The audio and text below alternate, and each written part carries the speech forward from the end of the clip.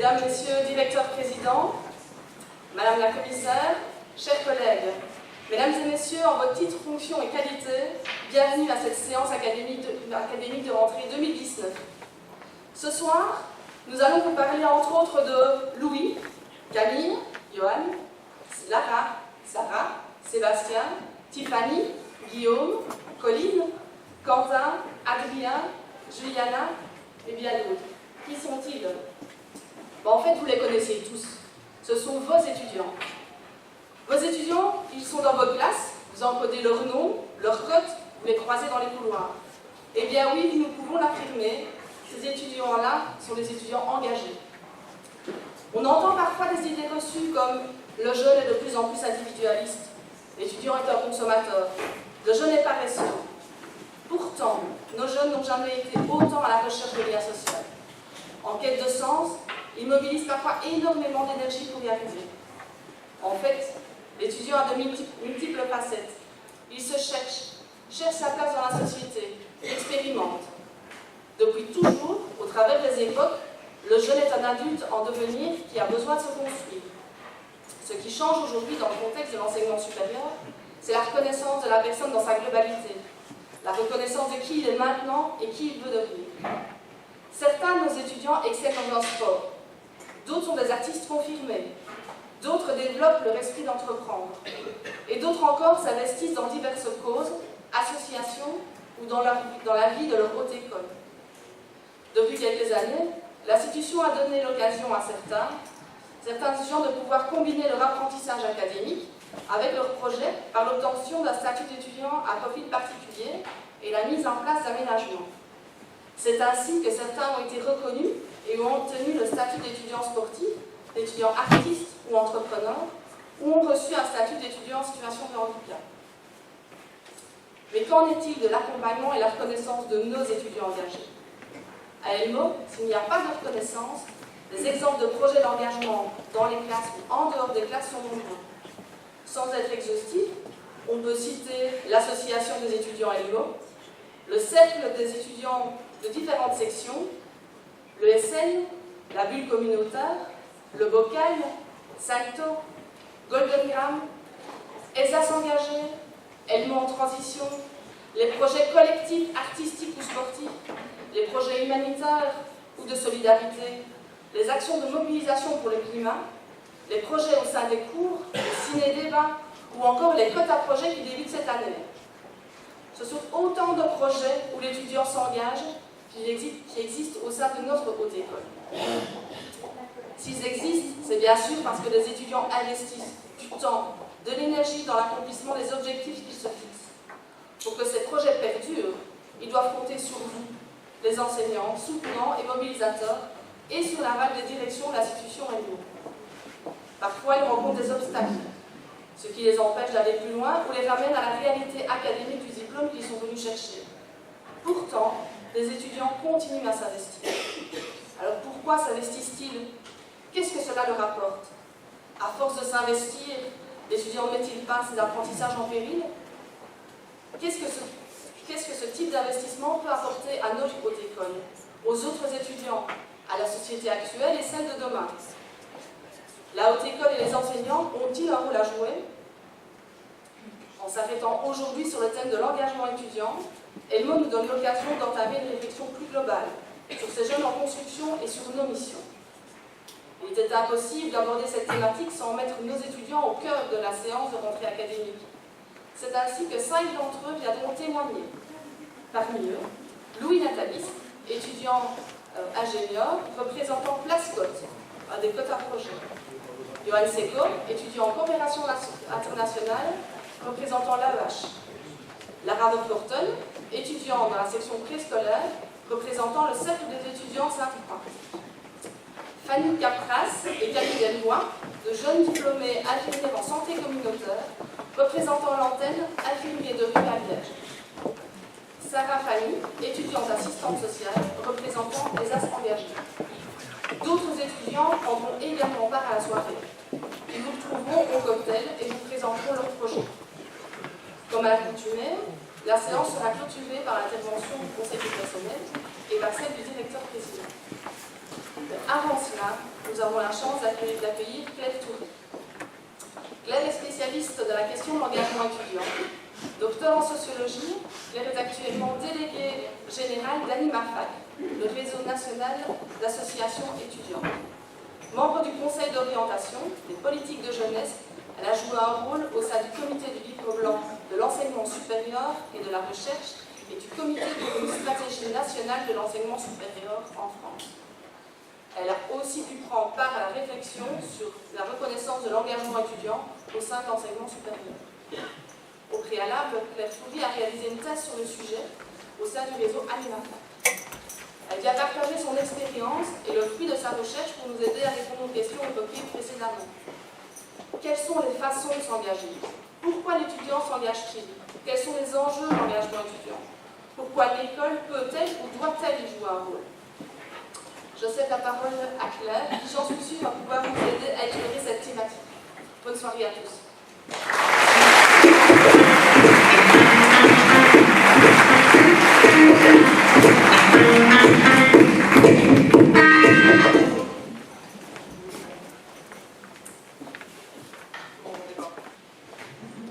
Vous m'entendez? Oui. Bonsoir, merci beaucoup de m'accueillir. Je suis française déjà, pour que vous le sachiez, donc je vais vous présenter des résultats que j'ai acquis dans le cadre de ma thèse, suite à des échanges avec des étudiants français. Je ne pense pas que la France soit complètement atypique, donc j'espère que ça ne va pas vous sembler complètement différent du système belge. Alors, il y a beaucoup de questions qui sont posées, j'ai 20 minutes, donc je vais essayer de répondre à toutes les questions que je peux, mais c'est pas certain que j'y parvienne, mais on pourra échanger ensuite si vous le souhaitez. J'ai essayé d'articuler ma présentation en 2 temps. D'abord, je vous propose qu'on s'interroge ensemble sur la raison pour laquelle les étudiants s'engagent, donc pourquoi est-ce qu'ils s'engagent.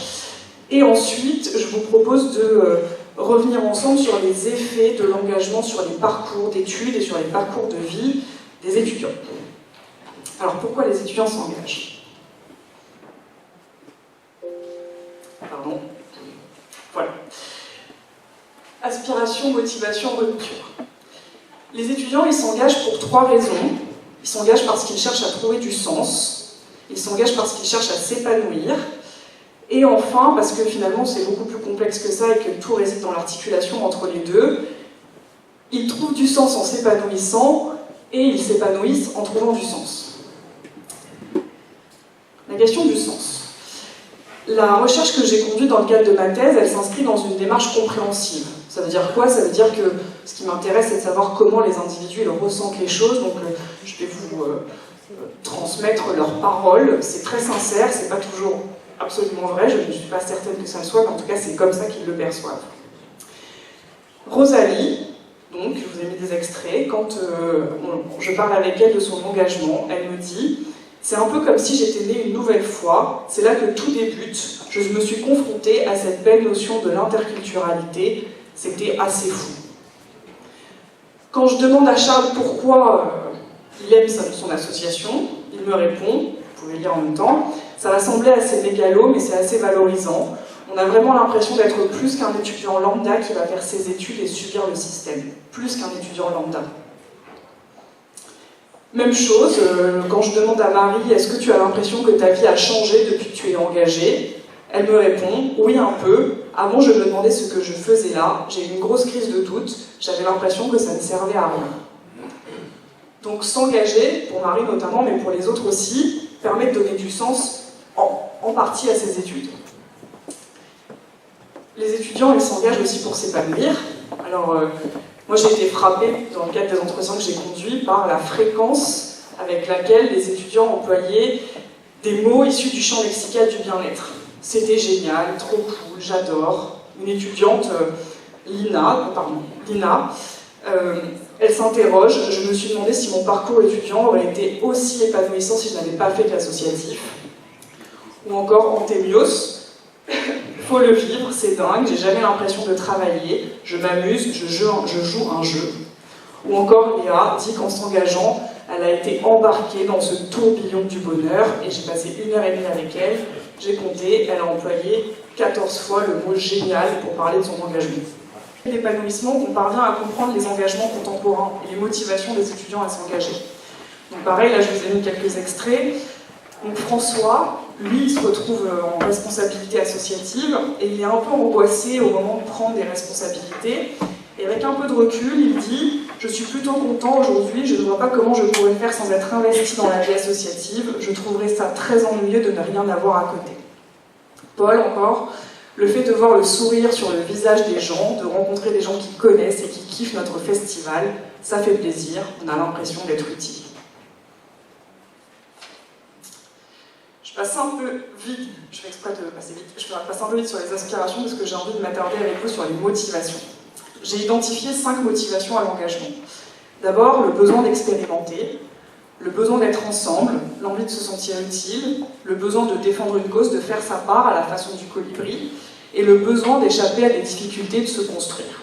Je ne vais pas tout développer avec vous, mais dans le cadre du besoin d'expérimenter, alors je ne connais pas bien le système belge, mais le système français, il est connu pour être un système linéaire, un peu rigide, qui laisse peu de place à l'expérimentation, le système éducatif. Et donc du coup, les étudiants, en s'engageant, vont chercher à expérimenter pour se confronter au terrain. Donc là, je vous ai mis un extrait, encore une fois. Je vous laisse lire, comme ça je fais une petite pause.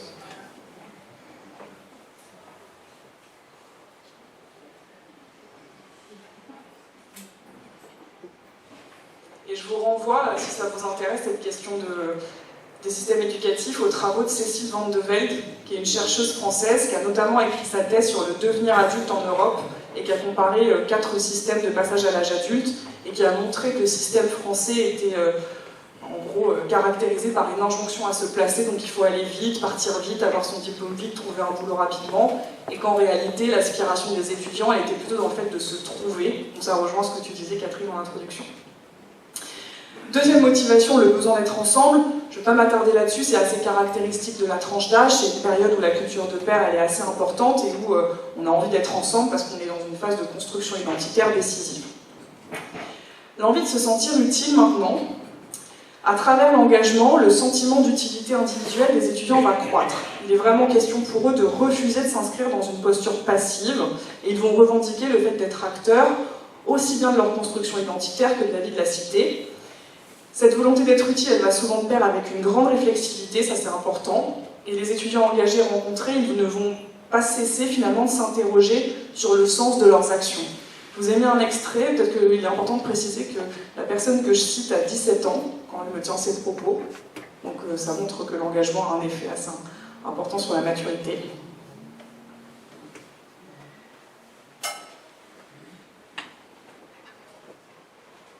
J'attends de voir les yeux se baisser.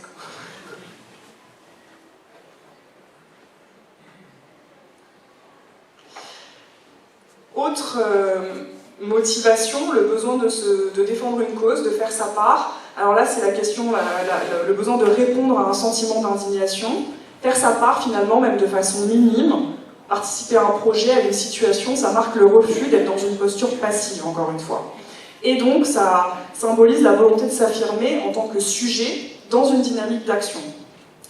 Chez les étudiants engagés que j'ai pu rencontrer, on trouve l'idée que si chacun fait sa part, l'impact sera incroyablement massif, et donc on retrouve l'articulation entre éthique, pragmatisme, quête d'épanouissement. Je vous ai encore mis quelques extraits. Rosalie, je pense que j'aimerais toujours en faire plus, mais j'essaie aussi d'être content. Il faut aussi prendre les petits trucs qui font les gros trucs. Ou Laure, Avas, c'est son autre association, a plus de retentissement de ma petite action qui profite plus à des gens qui sont dans le besoin, que j'aime toutes les semaines qu'à l'environnement, mais c'est le colibri. Rupture maintenant. Très rapidement, l'engagement, il est traversé par 2 ères, qu'on connaît assez bien. La figure post-seconde guerre mondiale, incarnée par le militant communiste, engagement total pour une grande cause, pour des grandes idéologies, qui va s'incarner par un engagement finalement très très collectif. Dans les années 70, 80, on a ce qu'on appelle le tournant de l'individuation, et donc du coup les gens continuent à s'engager, mais ils s'engagent, avec une volonté de s'épanouir à titre individuel. Ils refusent les enfermements identitaires, et donc du coup l'engagement il va être plus pragmatique, plus réversible, et il va être peut-être plus individuel. j'ai l'impression, là c'est une impression, et on pourra en discuter, qu'on est en train de rentrer dans une troisième ère de l'engagement, notamment chez les plus jeunes, et on voit les mouvements des jeunes pour le climat, ou les mouvements féministes, ou en faveur des réfugiés, on voit qu'il y a quelque chose qui est en train de changer. Qu'est-ce qu'on voit? On voit que de nouveau, on a un impératif de résultats concrets dans les actions, on ne veut pas agir dans le vide, mais il n'est plus question de faire seulement sa part. On a une nouvelle articulation finalement de l'individuel et du collectif, puisqu'on est passé dans le cadre de la première ère à un tout collectif très fort, post-Seconde Guerre mondiale, puis dans le cadre de la deuxième ère à un rejet du tout collectif au profit de l'individu. Et là, dans cette troisième phase, on veut des résultats concrets à ces actions, mais on ne veut plus agir dans le vent. On revendique un changement d'ampleur majeure. Le cas du climat, il est parlant, puisqu'il s'agit d'une urgence vitale. Donc j'agis pour m'épanouir, pour trouver du sens, mais ça ne peut plus être un acte isolé avec des conséquences minimes. Et donc la dimension collective, elle retrouve beaucoup son importance, puisque pour faire face, il faut faire front. Voilà, quelques éléments sur pourquoi on s'engage. Maintenant, si on regarde les effets de l'engagement, je vais vous donner des chiffres. Dans le cadre de ma thèse, j'ai fait un partenariat avec l'Observatoire national de la vie étudiante qui réalise une enquête tous les 3 ans sur les conditions de vie étudiante. C'est une enquête qui a adressé environ 200 000 étudiants. Il y a entre 40 et 50 000 répondants à chaque fois, donc sans être représentatif, c'est quand même assez significatif. Et dans les questions qui sont posées, il y a des questions sur le sentiment d'intégration, sur la réussite et sur les profils d'engagement. Donc ça, c'est un chiffre un peu général. Parmi tous les étudiants, 34,5% d'entre eux disent se sentir intégrés à leur établissement, 60,9% d'entre eux disent se sentir intégrés à leur groupe d'études. Si on croise avec l'engagement maintenant, chez les étudiants qui se déclarent adhérents à un syndicat étudiant, 45,9% d'entre eux déclarent se sentir intégrés à la vie de leur établissement, et 59,4% d'entre eux disent se sentir intégrés à leur groupe d'études. Chez les associatifs, 48,5% d'entre eux déclarent se sentir intégrés à la vie de leur établissement, 70,6% d'entre eux disent se sentir intégrés à leur groupe d'études. Et chez les élus, 56,7% d'entre eux disent se sentir intégrés à la vie de leur établissement, 69,7% d'entre eux disent se sentir intégrés à leur groupe d'études. On voit qu'à chaque fois, avec une toute petite nuance sur le groupe d'études pour les étudiants syndiqués, que l'engagement a un effet positif sur le sentiment d'intégration des étudiants à la vie de leur établissement en tout cas. Et on peut faire le raccourci, disons qu'un étudiant investi a priori plus de chances de réussir, donc en se sentant intégré, il s'investit plus et il réussit. Si on regarde les chiffres pour la réussite, maintenant. Alors, je vous laisse regarder. Je vais juste mettre une toute petite nuance à ces chiffres. Les résultats, là, ils sont issus, la question de la réussite, elle est posée année N-1. En gros, comment avez-vous réussi votre année passée? La question de l'engagement, elle est posée à année N. Êtes-vous engagé cette année? Mais bon, on voit quand même que l'engagement, puisqu'en violet, ce sont ceux qui sont, c'est la population en général, et les autres, c'est les étudiants engagés, on voit que l'engagement a un effet positif sur la réussite éducative. Alors là, vous allez me dire, l'œuf ou la poule ou l'œuf, est-ce que je m'engage parce que je réussis? Est-ce que je réussis parce que je m'engage? Je ne sais pas. En tout cas, ce que ces chiffres montrent, c'est que l'engagement, et ça c'est assez important, n'est en aucun cas un frein à la réussite éducative. C'est bon? Pardon, je suis peut-être passée. Ok. Alors, si on sort un peu des chiffres et qu'on revient sur les tendances, les effets de l'engagement sur celles et ceux qui s'engagent. J'ai échangé dans le cadre de ma thèse avec des anciens étudiants engagés pour voir ce qu'ils étaient devenus et à quel point l'engagement avait joué un rôle pour eux. 3 éléments importants. L'engagement contribue à pluraliser la notion de réussite. Pourquoi? Parce que ça permet une meilleure connaissance de soi, ça permet une affirmation politique, ça au sens large, enfin au sens noble plutôt, ça conforte des valeurs, ça favorise l'expérience de la citoyenneté, ça permet de découvrir ses forces, ses limites, de découvrir d'autres horizons auxquels on se confronte habituellement. Je n'ai pas le temps de détailler ça, mais ça vous donne quelques éléments. Ça favorise la montée en compétences. Pourquoi? Parce que en expérimentant, en portant un projet, j'acquiers des compétences différentes que celles que je peux acquérir sur les bancs de l'école, donc c'est assez complémentaire. Et enfin, ça joue un rôle très important dans les choix professionnels et personnels. Alors, je vais vous, après je vais m'arrêter, mais je vais vous citer deux anciens étudiants, Mathéo et Aurélien. Je vais passer ça. Donc, les deux ont un peu changé leur parcours professionnel suite à leur engagement. Pourquoi? Parce qu'en s'engageant, ils ont été confrontés à d'autres valeurs, ils ont affirmé d'autres valeurs, et du coup ça a eu un effet un peu décisif sur leur choix professionnel et personnel. Chez Mathéo, donc, que vous avez ici, il nous explique, alors lui il a été engagé dans une association qui s'appelle le Parlement européen des jeunes. C'est une association qui fait des interventions en milieu scolaire et qui vise à sensibiliser les collégiens, les lycéens aux enjeux européens. Et lui, donc, il nous explique avoir désormais pour projet de devenir proviseur de lycée. Il ne se destinait pas du tout à ça initialement, parce qu'il a besoin de se sentir utile comme il se sentait l'être lorsqu'il était engagé au sein du PEJ. Et c'est ce qu'il me dit. Ce qui fait que je suis restée aussi longtemps au PEJ, c'est qu'à un moment, j'ai eu le sentiment d'avoir changé la vie de certaines personnes, comme cette association avait changé la mienne. Sans elle, je ne serais sans doute pas là où je suis en ce moment. Donc devenir proviseur est un moyen de retrouver ce sentiment d'utilité, de faire la différence pour certains lycéens, sauf qu'à l'inverse de quand il était étudiant, il s'engage au sein du système désormais. Autre exemple, Aurélien. Alors, élément de contexte. Aurélien, il était président d'un réseau national qui s'appelle la Confédération nationale des juniors entreprises. Contrairement à son nom, c'est un réseau d'associations. Et au bout d'un an, il décide de changer de voie professionnelle. Il est issu d'une école de commerce et il se rend compte, grâce à son engagement, que faire du conseil dans une entreprise privée, c'est pas vraiment ce qui correspondrait à ses valeurs. Donc, il est intéressé à l'idée de travailler dans un cabinet ministériel et il arrive à obtenir une offre d'emploi de Valérie Pécresse. Je ne sais pas si ça vous parle. Elle a été ministre de l'enseignement supérieur un temps, puis ministre du budget. Et donc, je lui demande, en France, et je lui demande donc comment il a eu cette offre d'emploi. Et donc, il me dit, le soir du remaniement, j'ai envoyé un mail au membre des plus influents de son cabinet. Je n'ai pas hésité à passer quelques coups de fil pour être recommandé. Et ce qu'il me dit pendant l'échange, c'est que c'est grâce au réseau qu'il a pu construire en étant engagé, et grâce aux réflexes qu'il a pu acquérir en étant engagé, qu'il a osé faire ça. Dans la foulée, il se voit proposer une offre d'emploi dans une association qui s'appelle Nos Quartiers ont des talents. C'est une grosse association en France, parce que grâce à son engagement associatif, il avait une petite mission pour eux, et donc il le dit, voilà, je vous laisse lire, pareil, comme ça je reprends mon souffle.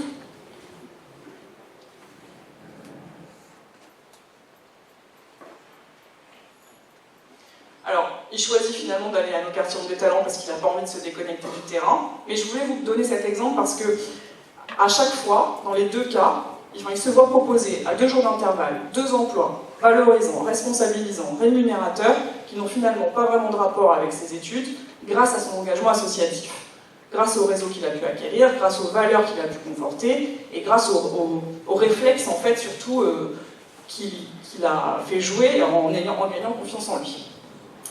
Et comme les anciens étudiants rencontrés, il fait preuve d'une grande réflexivité quant à l'impact de ses engagements sur sa vie professionnelle, puisqu'il me dit, clairement, mon engagement au sein des juniors entreprises a totalement changé mon parcours d'orientation, ça c'est assez fréquent.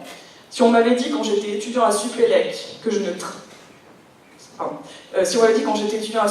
travaillais dans une association, j'aurais répondu jamais de la vie, mais voilà, je ne regrette pas une seule seconde. J'y suis depuis 5 ans, la structure s'est bien développée et mon rapport à mon engagement professionnel a considérablement changé. J'ai fini. Peut-être quelques éléments conclusifs, mais j'y reviendrai après parce que j'ai la chance de pouvoir reprendre la parole après les étudiants. Ce qu'on voit, je vais peut-être insister sur un élément. Comme je vous le disais, pour comprendre les motivations des étudiants à s'engager, il faut bien comprendre cette volonté d'articuler sens et épanouissement. Ça ne sert à rien d'opposer individuel et collectif, ça ne sert à rien de se dire que certains s'engagent pour des raisons qui ne nous semblent pas forcément nobles a priori, Peu importe pourquoi on arrive à l'engagement, le tout c'est qu'on y arrive et qu'on y reste. Ça c'est un élément important. Autre élément important, c'est le fait de penser les compétences d'engagement plutôt que les espaces d'engagement. Je crois que la question de la reconnaissance de l'engagement en Belgique, elle n'est pas encore tout à fait formalisée au niveau national. En France, j'y reviendrai après, il y a une loi qui s'appelle la loi Égalité et Citoyenneté qui a été promulguée en 2017 et qui dit que les compétences acquises dans le cadre de l'engagement peuvent être reconnues au même titre que les autres dans le cadre de l'enseignement supérieur. Donc ça c'est pareil, je pourrais y revenir après si ça vous intéresse, mais finalement c'est pas inintéressant parce que ça montre que les compétences on peut les acquérir pas forcément n'importe où, mais que si on arrive à bien articuler les compétences acquises sur le terrain à celles acquises sur les bancs de l'école, on arrive à avoir un parcours encore plus riche. Et le dernier point, je le garde pour après. Merci.